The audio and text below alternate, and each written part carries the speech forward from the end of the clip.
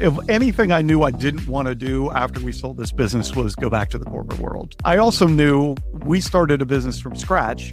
I knew I didn't want to do that. And that's where franchising popped up on the radar.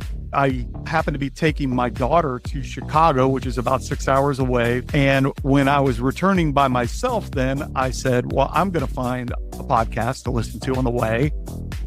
Went into my search engine, did FranCoaching 101, and there happened to be a podcast listed as Franchising 101.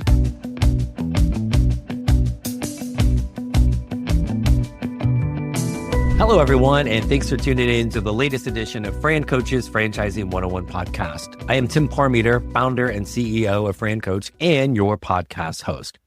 Today, we are doing another installment of our segment that we call In Their Words, cleverly titled because it will be in their words of our former clients that have come through working with FranCoach that have now become franchise owners.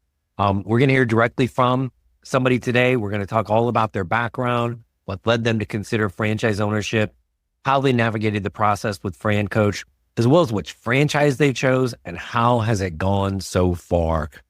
Today's guest is actually a former entrepreneur. Also worked in the corporate world, escaped that, started his own thing. Not only did he start it, he grew it and sold it, and then began looking for his next venture. He wanted to look at franchises this time around as it would give him a proven business model to work from the beginning rather than the years it takes to create and perfect one. Why not just do the franchise? So he tried to figure out how to do this, where to go, and found this little podcast called Franchising 101. Who knew? But before we get to his fantastic story, let's quickly remind you of who we are. And FranCoach is a national search firm dedicated to working with individuals like yourself interested in owning a business. Our number one goal is to properly educate you on franchise ownership to determine if this is the path for you. And if so, we're going to help you find your best franchise to own. We're partnered with over 600 of these suckers in about 70 different industries. There's never any fee for our service as well. So we're going to here to help you with that. And we're going to talk next to somebody we've already gone through this with and hear how it went. That's next. All right. That is a bit about us. And now joining us today, again, is a former podcast listener, podcast now guest, going full cycle. Somewhere in the middle of this, we went through a fun FranCoach journey, but I'm super excited. It's been one of my more enjoyable people to have had the opportunity to work with over the 10 years at FranCoach. But joining us today from lovely Columbus-ish, Ohio, Chad Ackerman. Chad, thanks for joining us today. Thank you, Tim. I appreciate it. Appreciate your tolerance of me through our journey that we've been on together, but it's been a fun ride, hopefully for you as well. It was. I mean, I did have a full head of hair when we first started this, so I had no gray either. So exactly. So, but no, been a blast and excited to share your story. We get a lot of people that come to us that are first time ever even thinking about owning a business. You had a little different journey from this, so I wanted, before we get into, there was life before FranCoach and now franchising for you. So give us a little bit of the Chad scoop. Yeah. So I was a career corporate guy, W-2 guy. I grew up in the HR world, no booing, please, but was a human resources. My specific area of focus was sales compensation, which is kind of a niche area of HR. Got to be big companies. Small companies don't need a sales comp guy for sure. But really got to hone my skills over the years through 25 years plus being in different entities, banking, healthcare, Fortune 15 company for a majority of it, which was great. So we actually got to do some cutting edge stuff in that element of the industry, which was a lot of fun along the way. But at the end of the day, HR ends up being HR, and you kind of think, okay, is there something else I can do?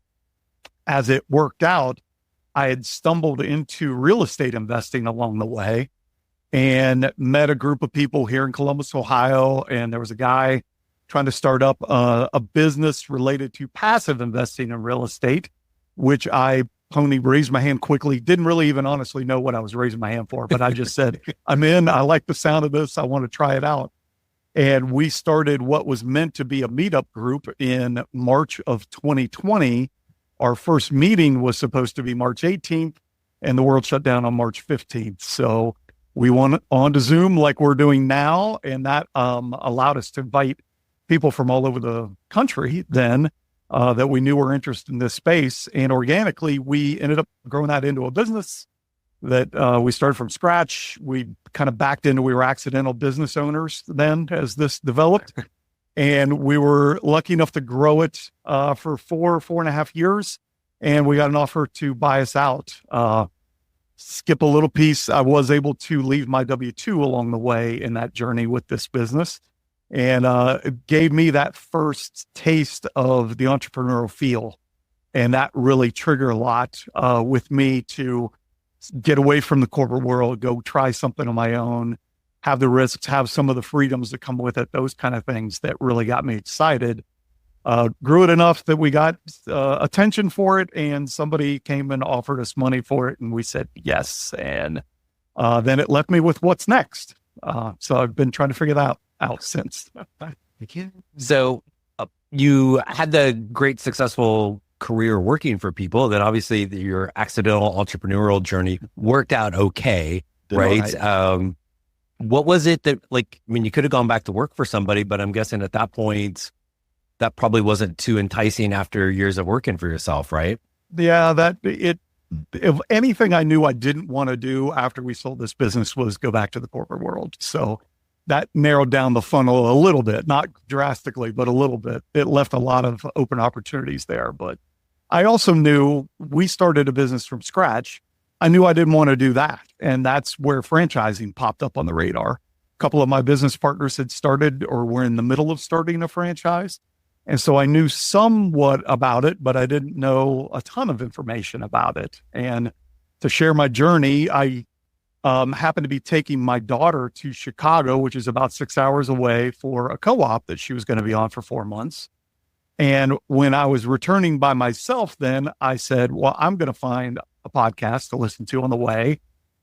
Went into my search engine, did FranCoaching 101, and there happened to be a podcast listed as Franchising 101. And I literally went back to your very first episode because I'm a believer. I know it's classic. It's classic.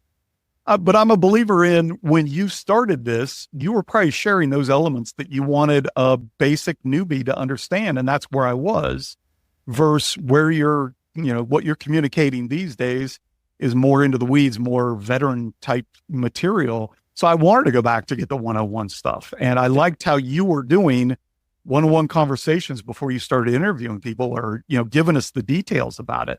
It was extremely helpful for me.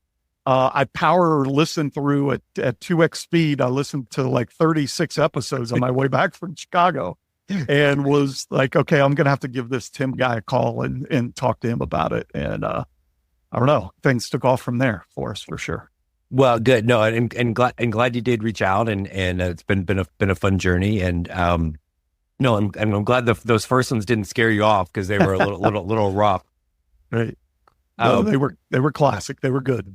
But no, it wasn't. I think it's the whole, we talked about this all the time with our clients and on the show. It's like the number one goal of us, what we do, is to help properly educate people about franchise ownership, because most people, they don't know nothing about nothing, or they think it's one thing when it's really all of these others. And so we got started kind of working through this, and got to the point where we, okay, here's, based on everything we talked about, here's some franchises to be able to kind of start that journey and exploring. And they're usually things that people, at least somewhere along the line, wouldn't have thought of, didn't know existed, got some preconceived notions.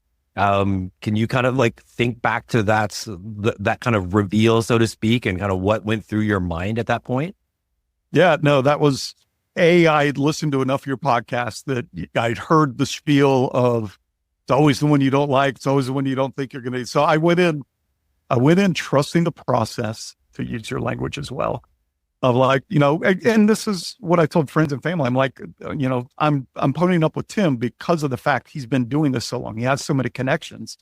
He's got a system to understand what my needs are, what my likes are, and help align me to things better than I could do on my own. So I did want to trust the process. So I went into it with no preconceived notions. I tried not to get myself worked up over, oh, it's got to be this. I knew I didn't want it to be food, and you'd vetted me on that. So, we knew some filtering going into it, but the three you gave me were very different from one another, which I was kind of happy about. Like, I wanted to have a spectrum of things to look at.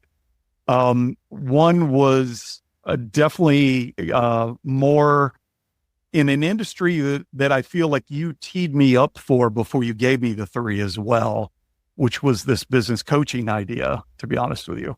One was business coaching, one was a manufacturing of custom made closets, and one was a gym, an athletic gym for a very specific approach to athletes, to help them run specifically faster, swim faster, throw farther, something along those lines. So very different elements to try to get an apples to apples kind of discussion going. Right. It was very difficult to do, but it was great to see that diversity and really kind of test me and what my desires were for getting into this. It really gave me the spectrum to review, I thought, out of it. So I was happy with the list you got me. Well, and definitely appreciate the openness to that of like, and we do almost kind of like jokingly go, like, you might think I'm crazy with one of these. And sometimes people do. I don't know that you fully thought I was crazy with anything, but right. We usually, when we do that kind of at the end of the call, and you and I did this too, I don't know if you remember, but I'm like, okay, like I've given you 1/1000th of everything you're going to learn about these franchises, but rank them for me. It's kind of human nature. We're kind of doing that. And so many times it's the one that people like the least on that call that they end up owning.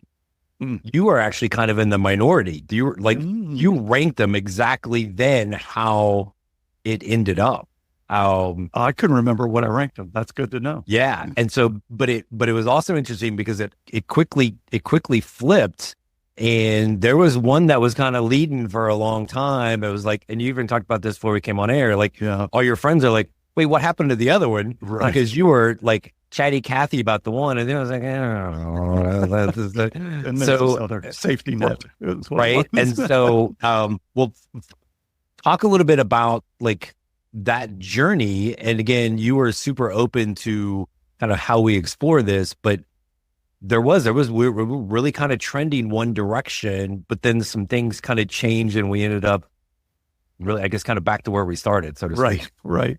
Well, I will say one of them was a little bit easier for me to vet off the list quickly, which kind of helped because then I'm just down to studying 2 instead of 3, because it is a lot of work to try to keep everything in mind, have all the phone calls, dig into the details. But one of them I kept going back to your suggestion of this needs to be something you're passionate about, that you want to use the get out of bed test, that you're going to get fired up out of this. There's one that I'm like, yeah, I just don't see myself being fired up about this every day. I think when I got into it, it probably would pull me into that.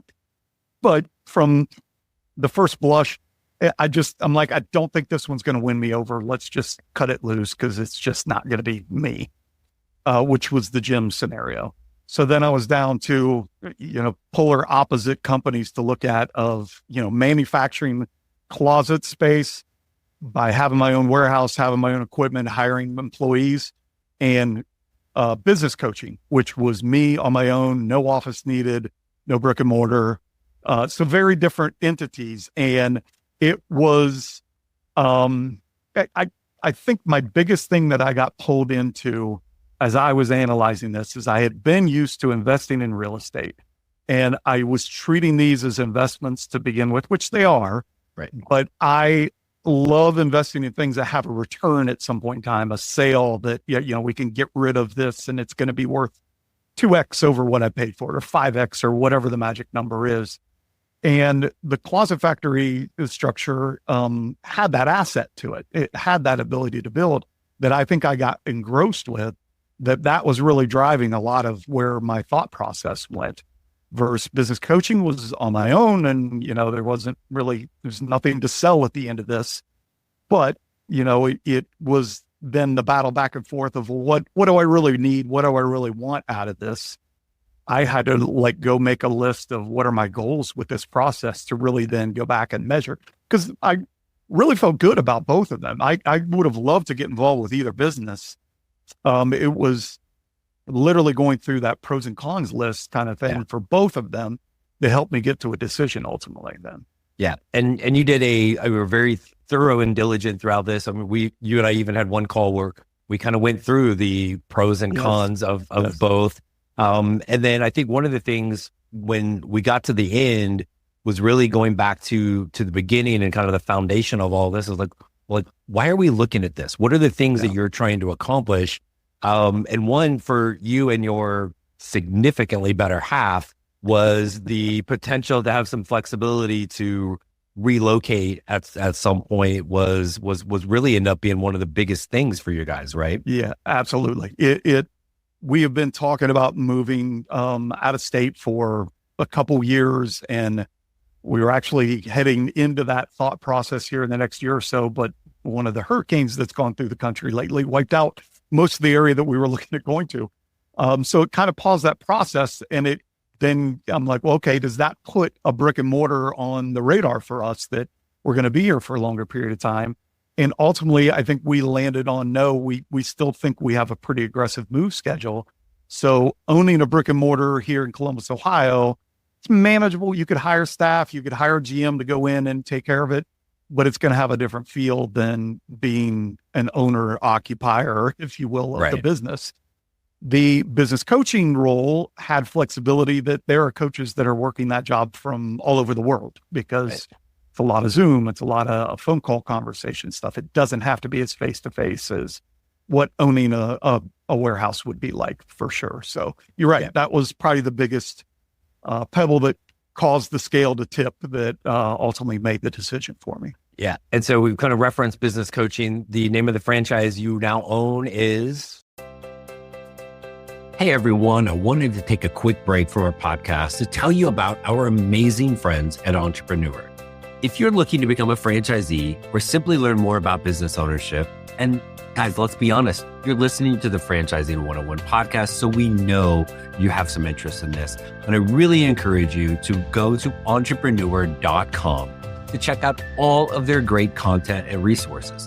Seriously, Entrepreneur has everything, all the way from a bookstore to the best podcasts, webinars, and videos, plus information on upcoming events and the latest articles that seriously, they cover all aspects of franchising and business ownership. If you're having trouble deciding which franchise is right for you, start with Entrepreneur's renowned Franchise 500 ranking, which highlights the best franchises of 2022. For 45 years and counting now, Entrepreneur has been and continues to be the most widely recognized and respected authority in the franchising market. Digital and print subscriptions are available, so you never miss out on anything. So seriously, what are you waiting for? Go to entrepreneur.com right now and learn more.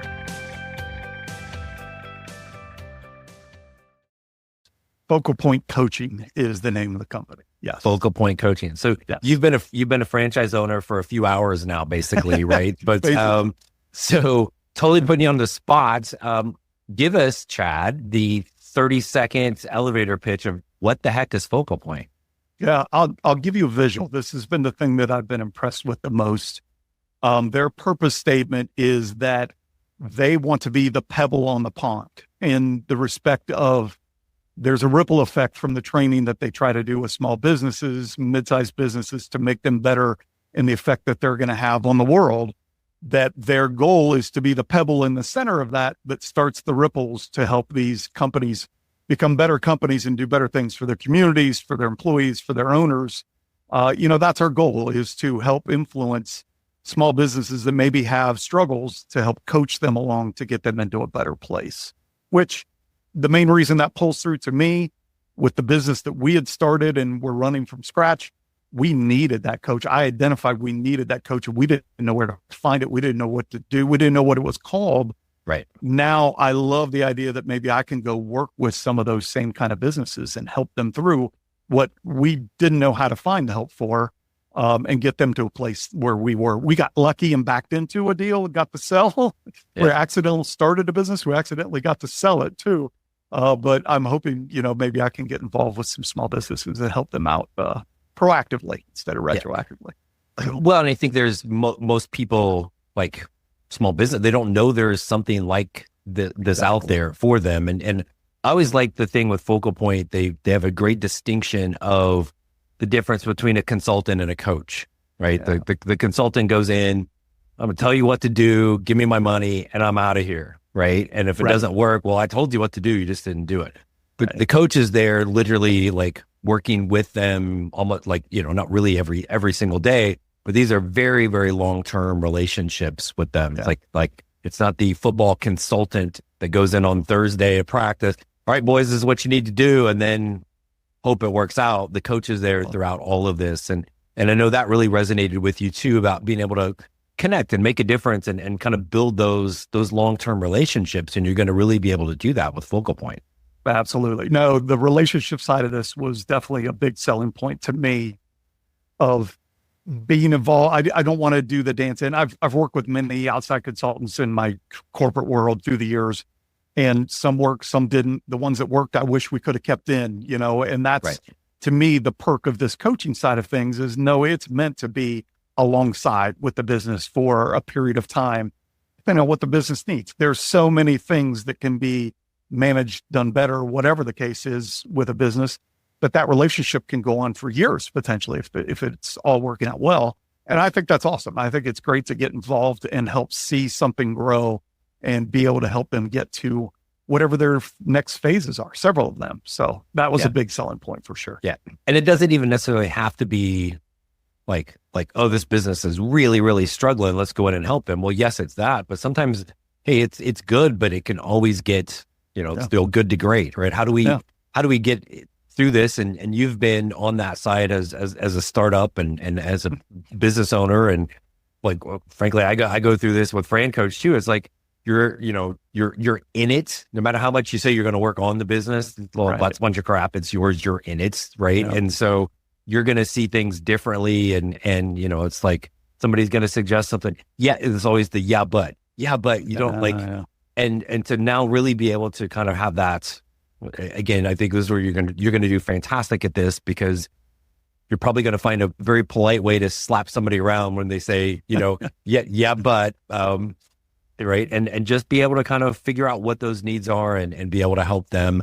I know one of the things you talked about with Focal Point also for you, not just the what, but the people within the organization, and whether it was other owners or their leadership team or all of that. Talk about how that kind of impacted this ultimately being the right thing for you. Yeah, no, that was great. The culture that I started to see, that was very important to me. I wanted to not be a number, be a cog in a system. I wanted to be a part of a community, if you will. That's what we were all about in the business that I developed, that we sold. I wanted to still feel that feel going into it. And I was a little leery of Focal Point because there were 300 some coaches worldwide, but they have really set up, like there's a Team Ohio that I'll be a part of, that there are 6 coaches in or so right now. So there are elements that you get into much smaller entities that are really helping coach each other along. But there's also this communal feel of, hey, I need an NDA. Has anybody ever created one? And the share of information sounds like it's fantastic to help walk through. Or, hey, I'm having a scenario with this client. Has anybody stumbled on this? And there's 3 or 4 recommendations that come through to you. So that community feel, it's ringing through. I'm in the middle of training right now, and we're in a cohort of 16 of us coaches that are just starting, and we'll be together for a year. So I'm going to have 16 best friends after, this is all said and done, let alone the Ohio group, let alone people that are focused on HR businesses, which will be my focus as well going into this. So there are all these subsets that really make my experience much more intimate than just being part of a big entity kind of thing. So I'm excited about it. It looks like there's a really good runway there. Nice. Excellent. No, and it's one of the things that we always talk about is one of the biggest reasons why people find their match. It's rarely the of it. But again, the people, it's so incredibly important. that you're going to talk to every single day in your business, that you're around within the franchise, that you trust. And you talked about their, kind of their mission, vision. You're not the first one of our clients that's literally talked about kind of focal points, kind of vision and mission, how that aligned with them, how it resonated with them. So it makes you feel, and I'm assuming you kind of feel this and do this now, is like kind of feel like you're in the right room with people that are going to be there to support you, train you. I know they've got a very collaborative environment, but that, again, and I know you're going to fit in really well with that, but that's again, one of the biggest things for you right at the end, correct? Yeah, no, as we started orientation and they went through some of the materials already, I commented to the lady that was running the show for us. I'm like, I'm impressed by the details and the effort that has gone into building these materials. It's not earth shattering, but you've documented it. The simple act of writing some of this stuff down is so impactful sometimes. And you've done it. Their value statements, they have 8 different value statements.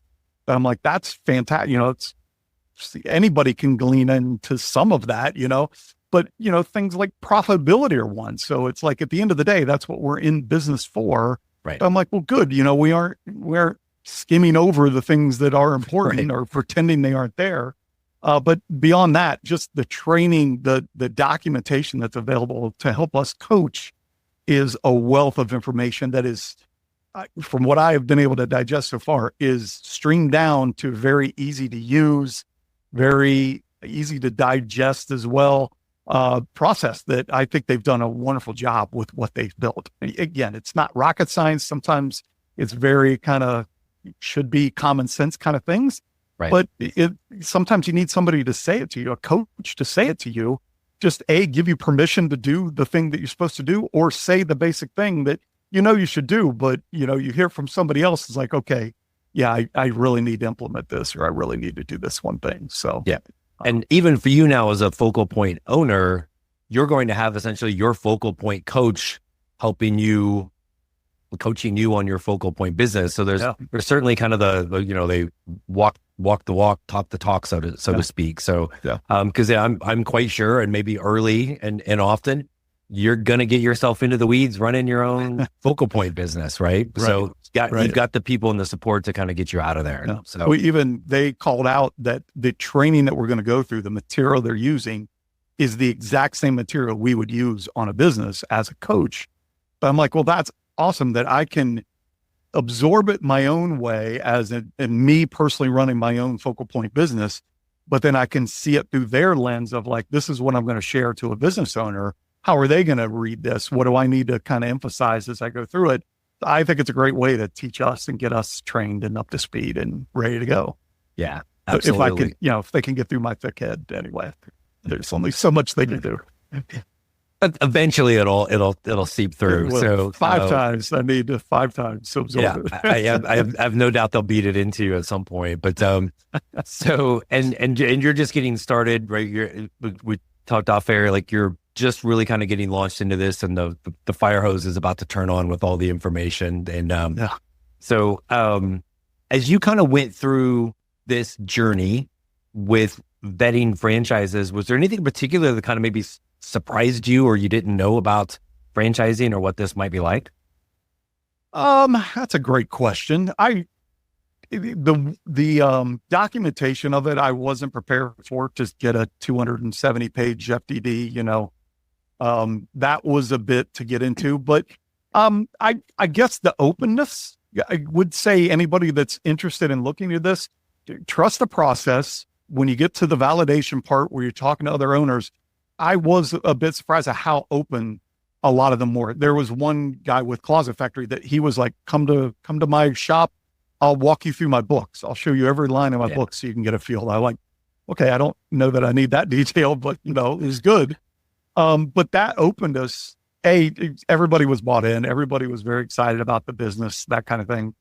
The companies went through to get me more names when I asked for more names.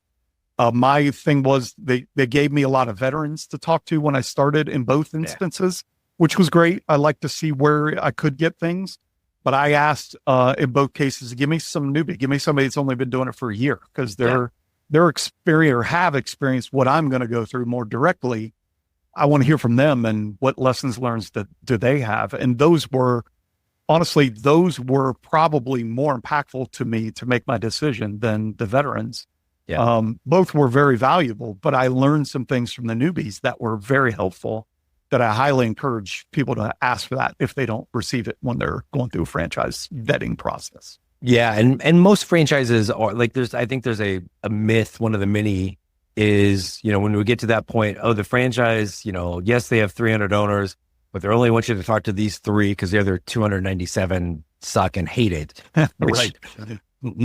Might there possibly be a couple brands out there like that? Yes. Are they ones we're working with? No, but both of these two in particular are just super open of like, yeah, what do you need? What do you need? Right. Yeah. And if it's if it's geography related, and you're right, there's always that balance of, you want to talk to somebody newer, they're feeling the pain you're about to jump into, right? The one that's been doing it for 20 years is awesome because you can see what the business can become. Yes. But that's like, me telling my 11-year-old, back in my day, I walked uphill in the snow both ways into school. I'm like, good. Really, Dad? Right. Did you do that? But it does. So you were able to kind of get that. And I think that was fantastic. And just the openness you kind of rolled through all this was like textbook, man. So I appreciate it. Yeah. So, what I also knew was leaning on you and being transparent with you. You're the one that's been through this bunch. You're the one with the experience on it. Keeping anything from you that was important to me wasn't going to help me out. So I laid down on the couch and I walked through all my problems with you, and you did a nice job of helping me through that, to walk me off the ledge a time or two, maybe, as I was going through this. But it was good. I thought it was a good partnership all the way through. I really appreciate it. Well, no, good. Because like if people don't get to the ledge at some point during this journey, or don't have that, like, where's the paper bag, right? Like it's going to happen. I think a little easier for you because you've made the ultimate leap into, starting something completely from scratch and leaving your job and jumping in and trying to create it. That's really, really hard. Franchises, not easy, but it's easier than that. But you're still going to have those moments where, gosh, is this the right thing? Am I missing anything? And so all of that, like, sometimes it's just a matter of like, yes, that's, I don't want to say normal. I don't like saying more normal, but that's typical. Right. That's common, right? Like, sometimes it's about time you got to this point. Yeah, exactly. Well, there's like 12 stages of owning a franchise, probably, right, that you go through. So I think I hit all 12 of them, probably. That'll be the next book, right? The 12 stages of the journy. So there's grief, there's happiness. I'll co-write that with you if you want. Right? We can partner up on that. I'm scared to death. What the heck have I just done? So that one that's book 3. That comes a little bit later. Once you're started, is you'll be there in a few months. What have I done? But I do believe, and you were very good about this, is like, why are we looking at this in the first place, right? And when you can kind of come back to like your things that you want, because it really is always that get out of bed test. Like you're the one that's got to get your butt up every day and go do this. But I think that's probably the biggest piece of advice I ever gave anybody in my former business that we started up, was real estate investing. I always boil back to go write your goals down. What are you expecting to do? There's too many shiny objects out there to not be laser focused on what you want to do. It takes some of the emotion out of it. And then I didn't do a great job of listening to my own advice until later in the process with franchises. But it works in the franchises too. The more you can define what you're really after, it trims down that funnel to be much fewer shiny objects to focus on. It does take some of the emotion out of it, and you can kind of go back and gut check yourself on it. Ultimately, I got to that point, and that's what helped me get over the ledge. But that's, I think, the biggest piece of advice I could give anybody that's looking at a franchise right now too, is take the time and really define what you're looking for, because it'll help out immensely. Yeah. And sometimes that kind of changes throughout the journey we go through, because there are times that, like, people, you may think one thing, and as you get into it more, you realize, oh, that really wasn't what I want. I want this. Yeah, and right. You had a few years of detox from the corporate world, but when people are like, that's all they've ever done, and you get brainwashed into and kind of pigeonholed into, well, I'm in this industry and I do this, therefore it's all I can do. Right. No, Exactly. it's not. Exactly. So, and you completely stole the thunder from the last question I always ask people is like, all right, so what, you know, they're baller boy, what you've gone through this, what's your advice for people? And you already threw that out there. So I don't have a last question now. So, Oh, perfect. Yeah. The most So anticlimactic podcast you've had yet. You're welcome. indeed. But no, like I seriously, I can't thank you enough for one. It's been a pleasure to get to know you. And I was looking at my calendar for next week and I'm like, gosh, I have some openness. What's wrong? Oh, wait, I don't have to talk Chad anymore. So there went like 7 hours of my week. Yeah, I ruined everything. Yeah, I ruined everything by buying a franchise. My apologies. Yeah, no, it's quite all right. But no, thank you so much for coming on today. And you know, on the off chance there's a small business owner out there that's like, maybe I want a franchise, but maybe I just need somebody to help coach me. Give Chad a couple weeks, and he will. Yeah. He'll be your guy for this. But Chad, thank you so much for coming on today to talk to us. Absolutely. No. And I want to just thank you for going through the process. As you know, I know another franchise broker, and I have really enjoyed our journey because I know there's different types out there, but we clicked really well together, I think, as we went through the process. And I appreciate all your help and the keeping it lighthearted. That definitely helped as I was stressing out and everything else. So it was a great process. Highly promote Tim to, help you guys out with this going through this vetting process if you want. So it was a great journey. I really appreciate it. Awesome. And the check's in the mail for the plug. So I appreciate it. So awesome. Thanks, Chad. Thank you. Thanks again to Chad Ackerman, now new Focal Point business coach, franchise owner, for joining us today on the podcast.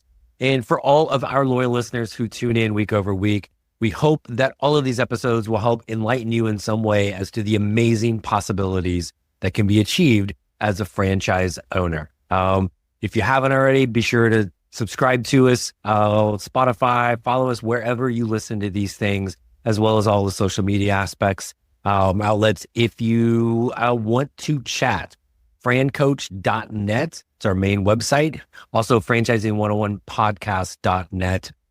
Either way, it's going to get you to our FranCoach team. There's never any fee for our service to help you out. So we're here for that. Also, don't forget, every Friday night, 8 Eastern, 5 Pacific, is our TV show called The Franchising 360 Show with myself and Danielle Wright, talking franchise stuff just, on TV. So check it out. In the meantime, reach out to our team, FranCoach.net. Let us help you create your better tomorrow. Thanks for tuning in. We'll see you next week.